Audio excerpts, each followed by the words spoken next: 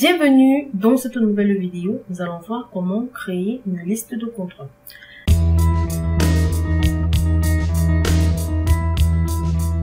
Alors, dans cet exemple, je vais vous apprendre comment créer une liste de contrôle dans Excel. Tout d'abord, avant de créer une liste de contrôle, vous devez activer l'onglet développeur. Ensuite, vous pourriez créer une liste de contrôle où vous pouvez également insérer un symbole à cocher. Alors, pour insérer d'abord l'onglet développeur à notre barre de données, voilà, vous devez tout simplement aller au niveau de l'onglet fichier du ruban, ensuite options. Et là, dans la boîte de dialogue options d'Excel qui apparaît, vous devez tout simplement sélectionner personnaliser le ruban. Et là, lorsque vous cliquez sur personnaliser le ruban, au niveau des onglets principaux, nous avons là les différents onglets avec l'onglet développeur. Donc, ce qu'il vous reste à faire, c'est tout simplement de cocher cette case. Donc, chez moi, elle est déjà cochée. Donc, si elle est décochée, vous devez tout simplement la cocher et ensuite cliquer sur OK. L'onglet développeur va tout simplement apparaître dans votre page Excel. Alors, pour insérer ou encore pour créer une liste de contrôle,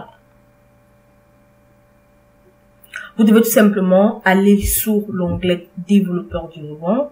Dans le groupe contrôle, on va tout simplement cliquer sur insérer.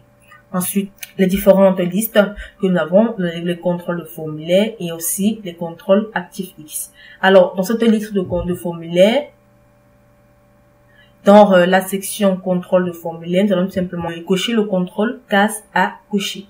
Alors, lorsqu'elle est cochée, nous allons tout simplement cocher la case dans laquelle nous voulons qu'elle apparaisse. Il s'agit tout simplement de la cellule B2. Alors, lorsqu'elle est cochée dans B2, je vais la déplacer pour qu'elle entre exactement dans la cellule B2. Alors, lorsqu'elle est cochée dans B2, on peut tout simplement supprimer le nom. Donc, je peux cliquer là, voilà, et je supprime tout simplement le nom.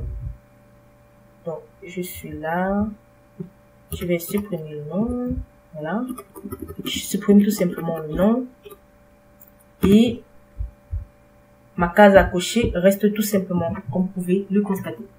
Alors, donc nous allons sélectionner ensuite la cellule B2 pour afficher une case à cocher également pour toutes les autres cellules jusqu'à la cellule B11. Donc pour cela, nous allons tout simplement cliquer lorsqu'on avance ce petit point noir et nous allons faire descendre jusqu'à la cellule B11. Cela va tout simplement copier, comme vous pouvez le constater, la case à cocher. Je vais cliquer avec le bouton droit. Je vais tout simplement sélectionner format de contrôle. Et là, j'aurai la boîte de dialogue format de contrôle qui apparaît. Au niveau de la cellule, je vais tout simplement sélectionner la cellule C2. Donc, ensuite, je vais cliquer sur OK. Je vais l'appliquer également pour toutes les autres cellules. Il est important, donc vous comprendrez l'importance tout à l'heure. Je vais le faire également pour toutes les autres cellules. Lorsque j'arrive là, je vais tout simplement tout droit, format de cellule au niveau de la cellule. Ici, il s'agit plutôt de la cellule C3. Ensuite, je clique sur OK. Alors, je vais faire de même pour la cellule C4. Voilà.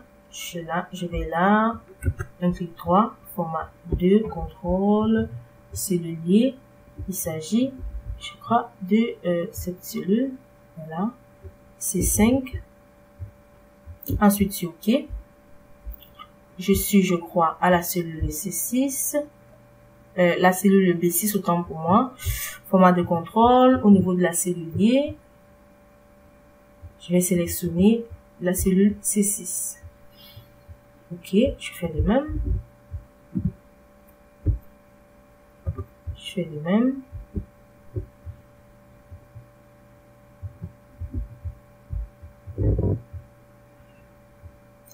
OK.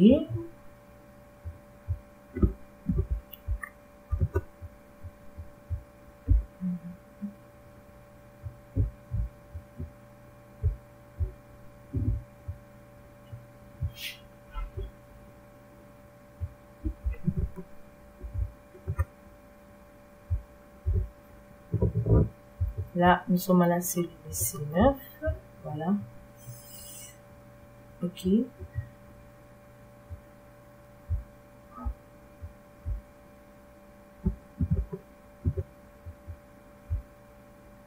C10.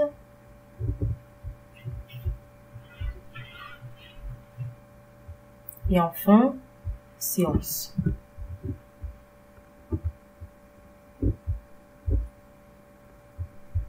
Cellulier qui correspond effectivement à séance. Ensuite, je vais cliquer sur OK. Alors, lorsque j'ai terminé de lier les cellules à côté de les cases à cocher, je vais maintenant compter tout simplement le nombre d'articles emballés. Donc ici, nous avons tout simplement le total d'articles. Dans l'entame de cette vidéo, je n'ai tout simplement pas décrit la base de données. Cette base de données comprend tout simplement une liste de contrôle qui est le passeport, la crème solaire, le maillot de bain, l'argent, les médicaments, la caméra, un livre, un brosse à dents, le document d'assurance au voyage, le téléphone. Donc tous ces éléments constituent tout simplement les éléments qu'il faut pour un voyage et le total d'articles qui est tout simplement égal à 10. Et nous allons maintenant calculer le nombre d'articles emballés. Donc pour cela, nous allons tout simplement insérer une fonction nombre.ci dans la cellule B14. Pour cela, nous allons tout simplement entrer la formule qui sera tout simplement égale à nombre .ci détermine le nombre de cellules non vides correspondant à la condition à l'intérieur d'une plage, nombre.ci. Ensuite, je vais entrer la plage qui correspond tout simplement à la cellule de la cellule C2 à C11 qui sont les cellules liées, voilà, de C2 à C11. Qui sont tout simplement les cellules liées. J'entre le point virgule pour entrer le critère. Le critère serait tout simplement la valeur vraie. Voilà. Si cela est vrai, alors Excel va tout simplement afficher le nombre de cellules qui sont vraies. Ensuite, je vais fermer la parenthèse et je vais cliquer sur Entrée. En l'instant, c'est 0. Si je viens là, je clique sur cette cellule, comme vous pouvez le constater ici, ça sera tout simplement vrai. Et là, au niveau des articles emballés, nous avons tout simplement 1. Si je clique en dehors également là, ici, la cellule liée affiche vrai. Au niveau des articles emballés, nous avons, à emballer, nous avons 2. Là, vrai également, j'ai eu un problème là, j'ai pas dû bien mettre la cellulier ici, effectivement, sa cellulier, je vais le mettre en sa cellulier, c'est B4. La cellulier de B4, c'est pas C5, mais plutôt B4. Voilà. Je vais également cliquer sur OK. C'est peut-être une erreur. Voilà. Lorsque je clique sur cette cellule, cela va afficher vrai. Nous serons à 3. Si je clique sur celle-ci, cela va afficher vrai. Ça cellulier, je vais également modifier cela. Nous sommes à B5. La cellulier va tout simplement être C5. Voilà. Je vais cliquer sur OK. À chaque fois que je clique là, nous aurons un vrai également là. Voilà, également. Si je clique sur celle-ci, nous aurons effectivement également un vrai, cela passe. Si je clique sur toutes ces listes à cocher, voilà. Au niveau des articles emballés, j'ai tout simplement 10 sur 10 parce que toutes les cases ont été cochées. Si je décoche, nous aurons 9. Voilà en quelque sorte comment cela se comporte. Là, à chaque fois que je décoche, nous avons faux et faux. Ensuite, nous allons tout simplement masquer la colonne C. Donc, pour masquer la colonne C, je vais tout simplement sélectionner comme ça et le masquer de telle sorte qu'elle ne sera pas visible. Voilà, en quelque sorte. Alors, je vais tout simplement également insérer la fonction si dans la cellule B16 qui va tout simplement renvoyer si la personne est prête ou pas. Donc, par conséquent, je vais entrer la formule. Pour entrer la formule, je vais entrer égal à si, la fonction si. J'entre la formule si. Alors, si B14, autant pour moi, est égal à B13, alors Excel affiche, je vais entrer les codes pour montrer qu'il s'agit effectivement du test, affiche oui. J'entre les codes également, sinon, la valeur si faux, j'entre les codes, Excel affiche non. Voilà, je ferme. Ensuite, je ferme ma parenthèse et je vais cliquer sur Entrée.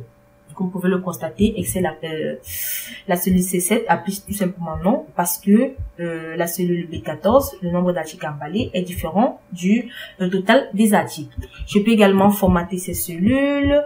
Je vais tout simplement sélectionner là et dire aller au niveau de l'onglet accueil et je vais sélectionner mise en forme conditionnelle. Là, je vais sélectionner règles de mise en surbrillance des cellules, du test qui contient. Voilà. Ici, je vais tout simplement montrer le test. Lorsque c'est non, Excel affiche un remplissage. Je vais par exemple sélectionner le rouge clair. Voilà. Je vais cliquer sur OK. Je vais réappliquer cette même cellule. Mise en forme conditionnelle, règle de mise en surbrillance des cellules, test qui contient. Maintenant, si c'est oui, Excel remplit avec du test B. Voilà. Maintenant, si je coche toutes ces cases, voilà. Nous sommes à 5, 6, 7, 8, 9 et 10. Et là, le nom passe tout simplement oui et la formule de remplissage de fond est tout simplement levée. Si je décoche un là, ça passe au nom et la formule de remplissage est le rouge. Donc voilà en quelque sorte comment vous pouvez simplement créer des listes de contrôle. Donc nous avons tout simplement créé une liste de contrôle dans cette vidéo et nous avons également créé une règle de mise en forme pour modifier la couleur d'arrière-plan dans la cellule B16 en fonction de la valeur de la cellule. Lorsque la condition est avec une couleur d'arrière-plan vert, et lorsque la condition n'est pas vérifiée, Excel affiche non avec une couleur d'arrière rouge. Donc voilà en quelque sorte comment créer des listes de contrôle. J'espère que vous avez aimé cette vidéo de l'entreprise Excel Corpo, entreprise spécialisée dans les prestations de services Microsoft Excel. Si vous avez aimé cette vidéo, n'oubliez pas de vous abonner et de cliquer sur le bouton j'aime et ensuite de la partager. Si vous avez des questions à poser, vous soyez libre de les poser dans l'espace commentaire. Nous allons nous retrouver très prochainement dans une nouvelle vidéo.